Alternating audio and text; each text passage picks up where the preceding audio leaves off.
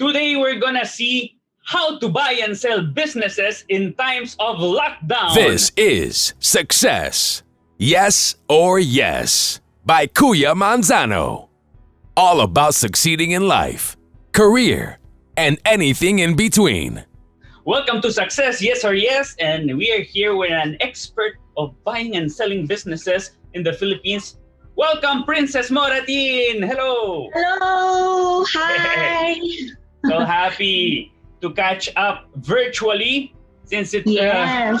since the lockdown we were trying to meet. We met one time in real life. Now we meet in virtual because this is fake life. Is this fake life? This is the new reality. Whatever it is. That's right. Okay. That's right. So happy and honored. Thank you for your time because many people are falling into depression, going together with a financial depression, which is I was gonna say it's real, but my point is it's not really real, and because some people are really making a lot of money and some people are going to the dogs. But in normal situations, also a lot of businesses go to the dogs more than the ones that succeed. Therefore, Right. I do see that, of course, the situation is terrible business-wise. And some people are making money and some people are buying and selling businesses, right? Correct. Yes. Okay. So how did you see, you've been doing this brokerage for a few years, buying and selling businesses, not real estate, but businesses that are already open and either they're not making money or they want to go retire or whatever they want to sell. Yeah. Yeah.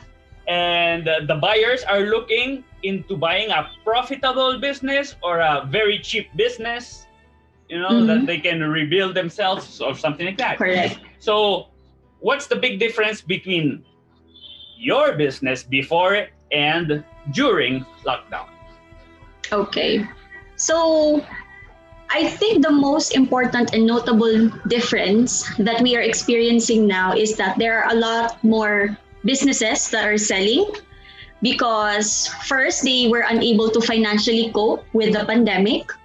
And secondly, because of health issues as well. So a lot of people do not feel safe going out. And unfortunately, a lot of businesses need a lot of interaction, right? You have to be face to face with a customer or with a client. So those are the two main reasons why a lot of businesses did not make it. So now we have more businesses that are selling, and fortunately, like what you said, there are people who are actually still making money even during the time of pandemic. And these people are actually on the lookout to see what other opportunities they can take advantage of.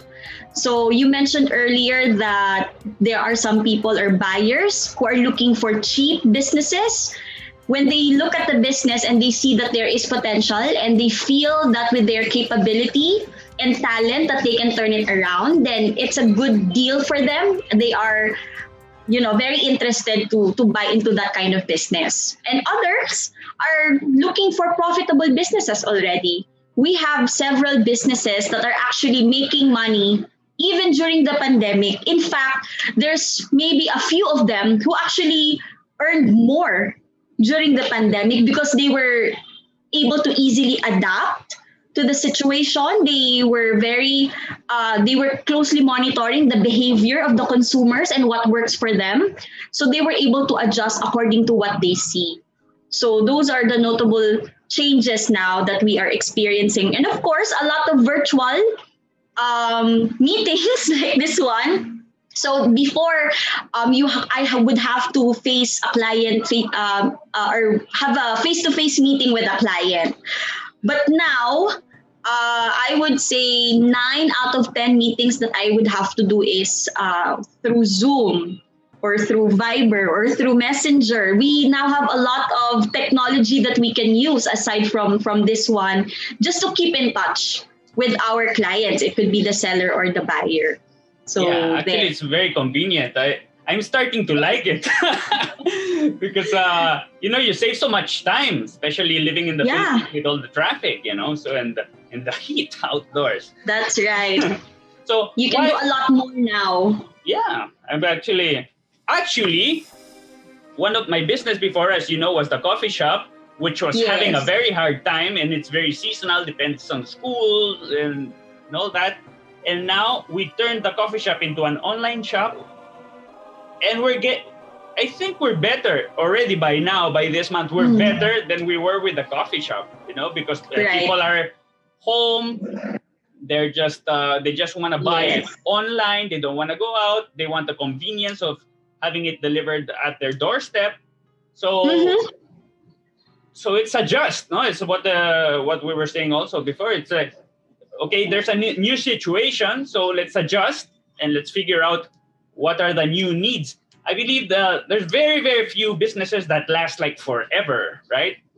Maybe Coca-Cola will last forever. That's right. But if not, if you're selling a Nokia phone, right? What happened with Nokia? Nokia is nowhere to be found lately. They didn't adapt to the times, So it's either you change, maybe you do an iPhone and it's not selling, and then you need to do an iPad and see. That's right. So the iPad is selling more than iPhone, whatever. For example, Apple has many products out there. So, I'm putting it out there. Why would people sell a profitable business? There are actually many reasons. In fact, I just listed a new business. It's a pizza business. And the good thing about their business model is they're not heavy into dining. They're more on deliveries, take out and pick up. So during the pandemic, they actually were very easy to adjust because of their business model. They did not rely heavily on foot traffic. And during pandemic, we all know that people were just ordering food here and there. So although their sales still dropped, but it was very minimal. It was, I think, around 15% only compared to other businesses who actually lost up to 70% of their sales during pandemic. And at the end of the 2020, they were still, their bottom line is still very, very good, considering the pandemic. So why is he selling? And I think that's one of the most interesting questions to ask when someone is selling a profitable business. In this case, he is preparing to take over their family business. So again, the family business is, I guess, a much bigger business, a much profitable business, and he feels that he is obliged to continue the family business. His other family business, different. Yes, that's right. The pizza business is his personal business that he put up right after he finished college. So that's what he's been doing for the past, I think, 10 years. And then now his parents are, in the age of retirement, and they want to, enjoy their remaining years and not to be stressed too much about the business. So I guess he's the panganay. So his responsibility is to take over the business. So that's one of the main reasons. Other reasons could be they just want to cash in, we always say this to our clients, the best time to sell the business is when you're making a lot of money, because that's when you can demand your price for the business. So others would just like to cash in, enjoy life after selling their business and then go back into putting up another business. So that's the second one. The third one is it could be health reasons.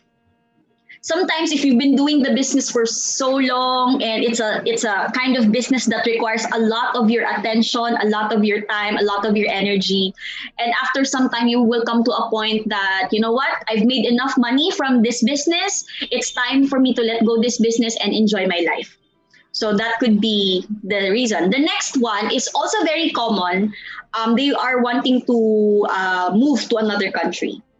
So they are looking at places like the US or Europe. And nowadays, a lot of people are looking into New Zealand because they found out that New Zealand is a very safe country. The ease of doing transactions there are also very smooth.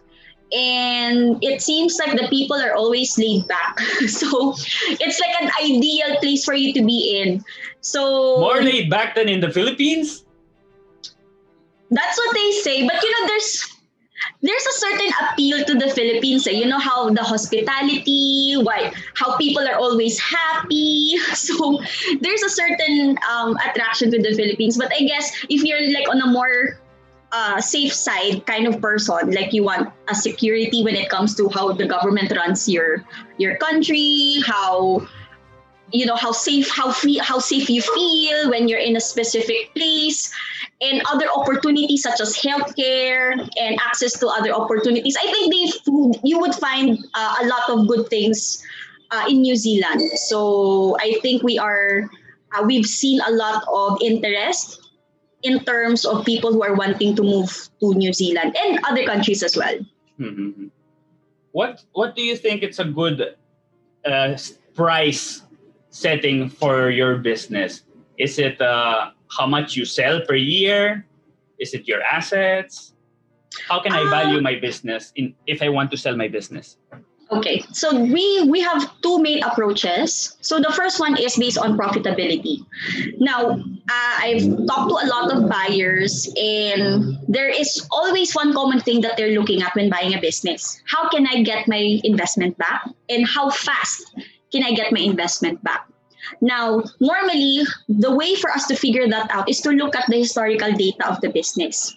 Ideally, we would look at 3 to 5 years of the financials of the business. And from there, we would have an idea how much is it making per year.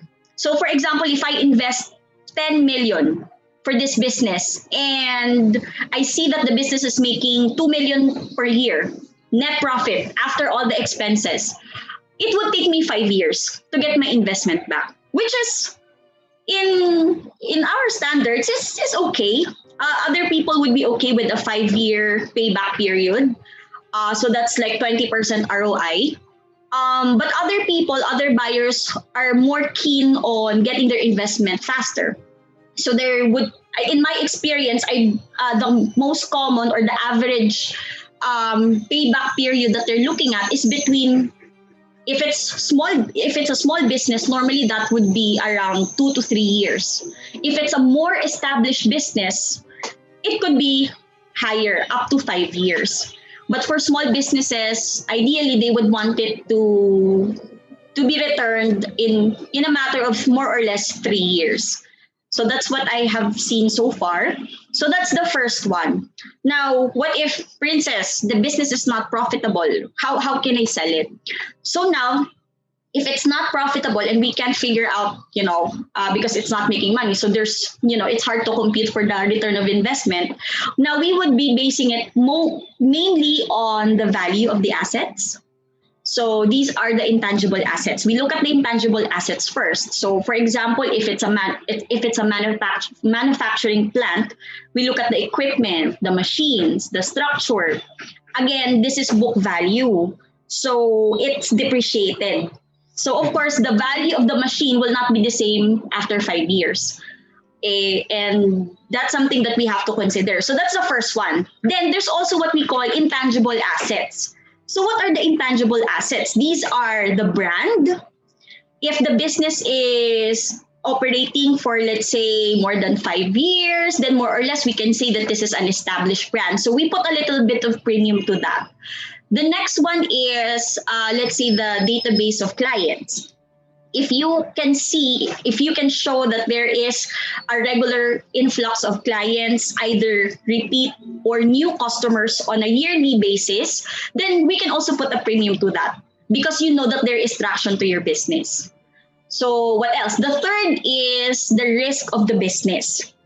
Now, for example, IT businesses are one of the high-risk businesses that we can consider because the technology that you have today may not be relevant tomorrow. And in IT kasi, it's very quick on how, things turn around. Like today we're using this app. Tomorrow, your app is nothing because there's a much better app that came out.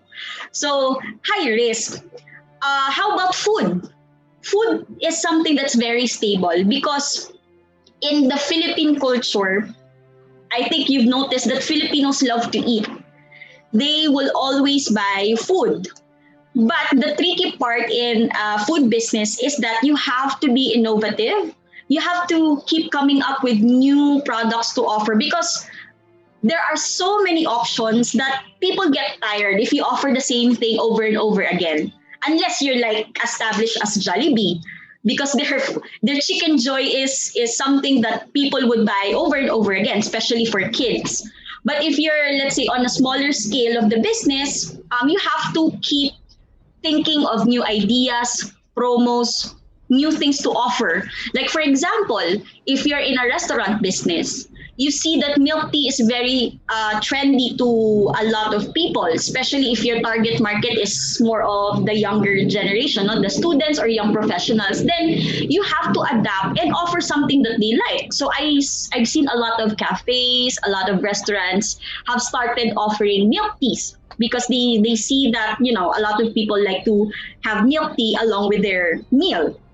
So something like that. So we also look at the risk factor. And number 4 is we also look at the transferability of the business. Now, if this business is running, even if someone is managing it, let's say I buy your business and I'm able to manage it the way it used to be, then there's a transfer of business that's possible. So we can sell and we can put a premium to that as well. Now, why am I saying that? Because there are businesses that are not transferable. For example, if you're selling, let's say, an advertising company, and you're the owner, you are the brain of the business, which means you're the ones who come up with ideas, content, and things like that. Now, if I sell my business and I'm taken out of the picture, the business will run anymore because no one can replace the owner as the brain of the company. So for those kind of businesses, it's not very attractive to sell if that's the kind of setup. And most especially for businesses like that, there's not much asset involved. Like it would just probably be some office chairs, computers that are, you know, been using for the Well, past the pool of clients probably, but wonder if they're gonna do business with a new owner. But yeah, it's a question mark. Exactly. But remember, you know, they have a certain comfortability or trust with the owner, no, which is not something that's very easily transferred to someone who they don't know. So we also look at things like that. And of course, for example, if you're leasing the business, so we also look at how transferable, how easy it is to transfer the lease contract, because the owner of the business would like to have some sort of security. Because if I buy this business and I only have 1 year to lease it, and the lender decided to kick me out, and I haven't gotten my investment back, then, you know, it's a loss for me. So it's lease contract is also very critical when it comes to selling a business, because they would look at the security as well from the business premise. So there. Yeah. What do you say is the minimum? What are the low entry investments that you have there for sale? How much and what kind of investments are there? What kind of businesses? Right now, we just currently listed, it's actually, I forgot how much. We have like as small as 1 million peso spa. It's a parang food spa place in MOA. So we have something like that. I think we also have, we used to have a lending company that we just sold, I think a month ago. It's just for 1 million as well. We also have, I think we have businesses also that are less than 1 million. Oh yeah, we have a milk tea also that we're selling for.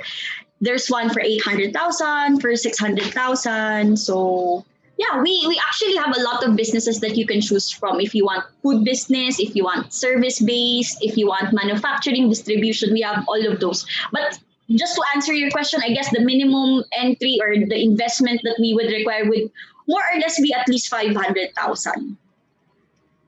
Okay, so for 500,000, someone can buy a business from you. Yes. yes, someone can buy a business. It's something that's already set up for you. You just have to run it. You just have to learn the in and outs of the business. And the good thing is when you buy a business from us, it's not something that will just be handed over to you. Oh, here's the business. You run it from day one. No, there will be a transition period, which means the owner will help you transition into managing the business. So normally, depending on the size of the business, let's say if it's a small milk tea shop, there will be a 1 week transition period. So the owner will be there to train you. Oh, so this is the day-to-day operation. These are our suppliers. This is where we get our products. This is where we get employees. These are how the employees are paid.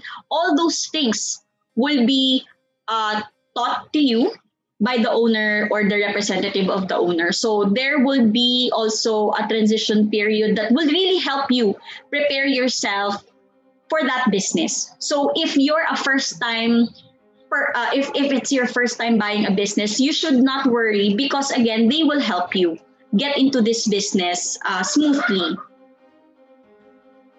And so is it a good moment to buy and start a business? Yeah. I think it is. Although it's very sad to say that because a lot of businesses have closed down because of pandemic, but it's somehow a good thing for business owners because now they have less competition. So if you're buying a business right now, you have less competition compared to pre-COVID. And secondly, what are the things that the business learned from their experience during the height of pandemic? So from that experience, most likely they have already new strategies.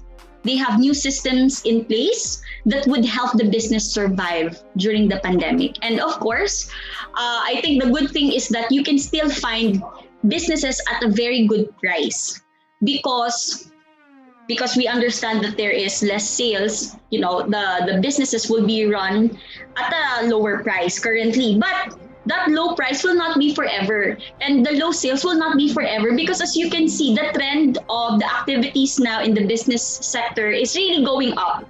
A lot of people, I guess, have adapted to the situation that we're in and they are now more aware and educated of the things that they need to do to keep themselves safe if they go out.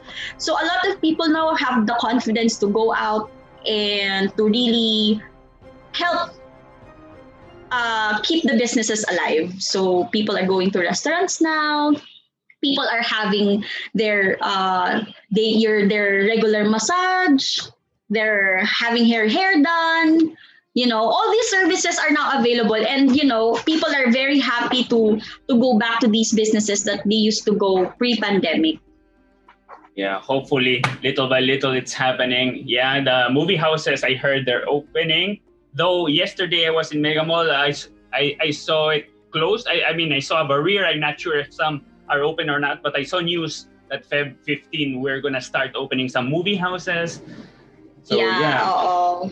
Hopefully, little by little. It's all a question mark. We don't know. It is happening. It's just that we're taking it very slow at the moment because again, there's still the risk out there and we just don't want to, you know, go full blast on it. And I think it's a good move on the end of our government to take things very slowly so that, you know, we would have enough time for people to also adjust and to let the businesses also adjust as well. Yeah. For the people who are on the fence out there, I'm having a thought right now. It's like, it's either you are a businessman or you're not. It's a personality thing many times. If you're a good employee and you make money, you know, you can put your money and invest it in other places and make the money work for you. Because getting into a business takes a kind of personality and a kind of hard work and discipline that maybe not everyone has. Very few people actually have, because when I run a business, it becomes an 80-hour, 100-hour a week job. It's a 24/7 job. I'm thinking about it in my bed constantly. I wake up, I'm in the computer. I'm always on it. So, because I see many people sending me messages sometimes like, I wish one day I'll be a business owner, because in their mind, they think that when you become a business owner, you relax. You read the newspaper and you watch YouTube while your employees are working.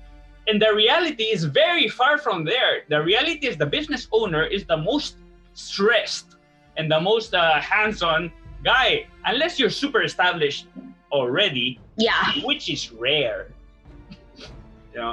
Most businesses out there are grinding because most don't make it after all. Right, that's right. That's true. So it takes a lot of sweat and tears. So my 2 cents for people who are looking into businesses out there would be, yes, go for it because I go for it. I cannot tell people not to do it because I do it. The thing is, you gotta get into a business that you enjoy, that you love. That's right. And then if you love it, you can do it 80 hours a day, and be proud of it. And if you have a coffee shop like I have my friends come in. It's like an extension of my house. Actually, I slept in the coffee shop, so it was my house. Sometimes. So if someone wants to contact you to buy or sell or inquire, what's the best way, Princess? Okay, well, they can simply look me up on Facebook. My name is Princess Moratin, or you can contact me on my business mobile number, which is 0917 514 4535. So, there. We'll post that in the show notes so everyone can all right. go there and get entrepreneurial. Yeah, be brave. There's never an optimal moment, I would say, for business. We don't know. Maybe you start and it goes well. Maybe you think it's going to be great and then it doesn't. Something happens. It's like, when is a good moment to buy Bitcoin? I don't know. The best moment was, 10 years ago. But you didn't do it because it didn't look profitable, right? Now it looks like it's too high and now you're scared. So how do you know? Maybe you don't buy today. I'm not an advocate, okay? But maybe you don't buy today and it still doubles and it triples. How can you know? But for Jollibee, do you know how long does it take for a Jollibee to recover your investment? I heard it's somewhere around 10 years or more. It could take as long as 10 years, yes. But there are, I think I've heard some franchisees who got it back in 7 years. 7 years, yeah. So 7 years, which is, 7 and up. And there's another, there's a terrible news I saw just closing, but I have to recall it there. I saw McDonald's is closing 30 branches here. It's I don't know, but I've seen a lot of McDonald's branches that have closed down already. Even the most prominent branches that they have. I think the one in front of Trinoma, that one is, I think it's closed. Because I've dropped by there, I think, 2 to 3 times already, and the signage is no longer there. And it's just closed. Yeah. It's very sad because I think it's been there forever. And imagine that has been the meeting place when I was still a student. Oh, there, Let's right? meet out at McDonald's in front of Trinoma. So, it's very sad. But they've been closing down a lot of stores. It can get very scary. I saw a Kentucky Fried Chicken in front of my house closed. Imagine, it's a giant establishment. So these giants are closing. We're seeing Starbucks closing in the States. We're seeing a lot of, so it gets scary. I understand for the heart or mind of a small entrepreneur, it can get very, very, very scary if you see this happening in the world. At the same time, people who sell masks need a lot of money. Hospitals are making a lot of money. Online shops are sprouting left and right. There's a lot of food delivery. Right. So things are happening, yes, and some people are making it. Who are making it? The delivery apps are sprouting right and left also. Right. Why? Because people are home and there's a lot of online delivery. So online shops and deliveries, both. So drivers are very needed. Those things are working. Yeah. So whatever happens, there's always something that can be done. Yeah. And siguro I'd like to share also that I've noticed a lot of businesses were able to evolve as well. They realize that they don't need a big space and a high rent to pay each month to run their business. They can actually run their business from a residential unit that they can turn into, like an office. So they save on rent. They save on, unfortunately, some staff because it now requires less people to do the work. And, those are the things that they have realized just to, make sure that the business continue. And the first thing that they need to do is to really cut the losses by letting go of some expenses like rent, unfortunately, marketing, unfortunately, some people, and other things. Bad time for real estate investors. And I'm guessing, even the real estate investments are having a hard time now. I'm guessing that in a few months, there's going to be great opportunities for buying real estate. Yeah, that's my mini prediction out there, because I'm thinking that by July there's gonna be a lot of repossessed real estate spaces that people cannot afford anymore, and they're giving it back to the banks, and the banks don't want to hold so many cars and so many houses and so many buildings, and they'll have to lower the prices, and people will maybe lower the price for you if you give them a good offer instead of giving it to the bank. They prefer to sell it to you a little cheaper than giving it to the bank. By the way, people can, I keep on extending myself. People, when they buy a business, they can make a lower offer, right? They can negotiate the price. Yes. It doesn't have to be the price. Of course. That's really how it goes with us. This is our asking price. But then buyers look at the information and they will say, you know what, I think this is the price that your business is worth. So from there, we try to negotiate until both parties arrive at a win-win situation that they're both happy with the price. So yeah, actually 9 out of 10 businesses that we sell are at a negotiated price. So it was not sold at the price that they initially advertised, but it's a little lower than that. Okay. So yes. Okay, so guys, contact Princess. Make your business year. Yeah, fight for it. Thank you so much, Princess. Yeah, thank you for your time. Thank you so much for having me, Kuya. See you soon. See you. Bye. This is Success, Yes or Yes, by Kuya Manzano. All about succeeding in life, career, and anything in between.